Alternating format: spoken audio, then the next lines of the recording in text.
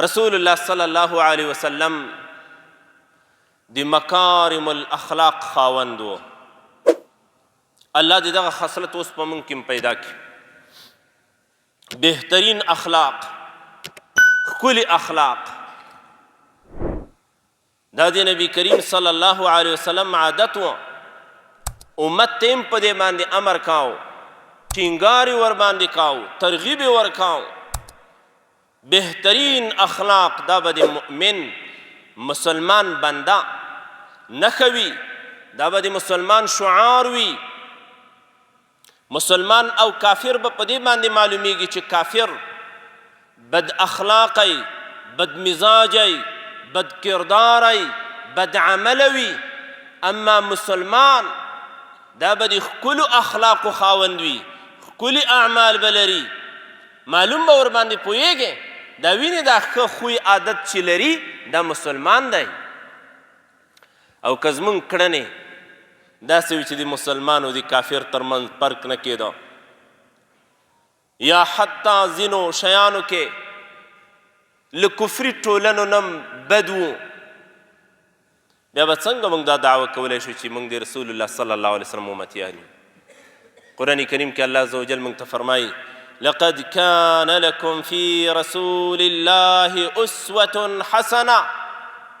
په الله قسم تاسو د پاره د رسول الله صلی الله علیه وسلم په ژوند مبارک کې یوه بهترینه اقتدا ده.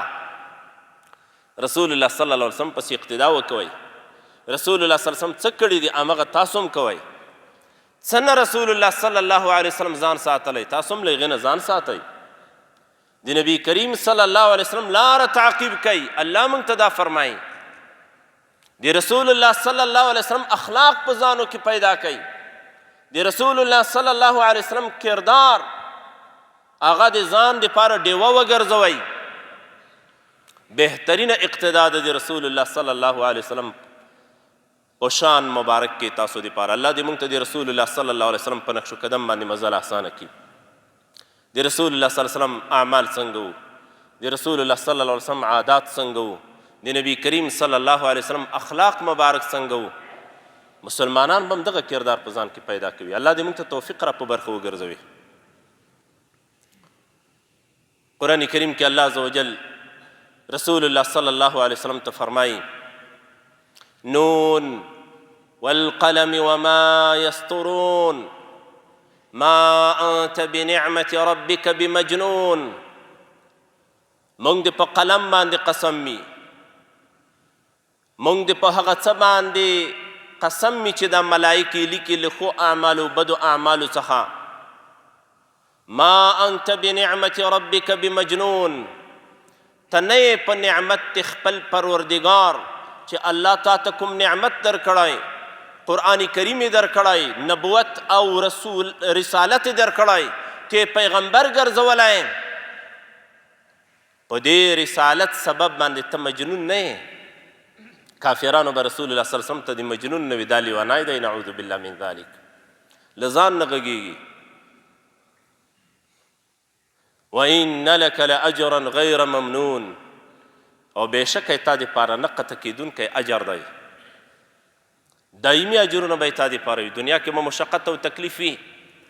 څوک به د مجنون بولي، څوک به ساحر درته وایي، څوک به څه وایي، څوک به څه وایي، څوک به د لیکلي و منطقې نه شړي، څوک به په لارو کې اغزي درته اچوي، څوک به د پتیګو ډبرو باندې ولي، څوک به د شهیدولو منصوبې درته جوړوي. خو ستا دپاره یو بل جهان شته، داسې اجر چې هغه دایمي دی، هغه نه قطع کېدونکی اجر دی. یا رسول الله صلی الله علیه وسلم